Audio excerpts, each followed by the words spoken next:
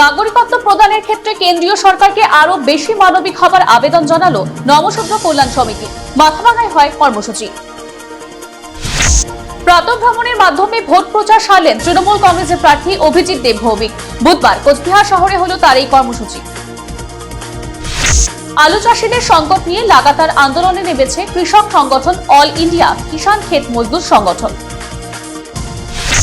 পথ নির্মাণে নিম্নমানের কাজের অভিযোগে বিক্ষোভ কোচবিহার ২ নম্বর ব্লকের তোরসা সংলগ্ন হরিপুর এলাকায়।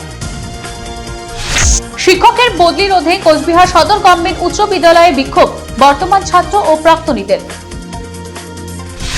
প্রশাসনিক স্তরে ফের রদবদল, বদলি হলেন কোচবিহারের জেলাশাসক রাজু মিশ্রা। কোচবিহার মদনমোহন বাড়িতে এলেন তুফানগঞ্জের তৃণমূল কংগ্রেসের প্রার্থী শিবশঙ্কর পাল। কোচবিহার জেলা ৯ প্রার্থীকে নিয়ে সাংবাদিক সম্মেলন করল তৃণমূল কংগ্রেস। এবারে ৯টি টার্গেট তাদের। নৈশালকে শুরু হলো কোচবিহার প্রিমিয়ার লিগ। এমজিএম স্টেডিয়ামে ৮ দলীয় এই খেলাটি হচ্ছে টেনিস বলে।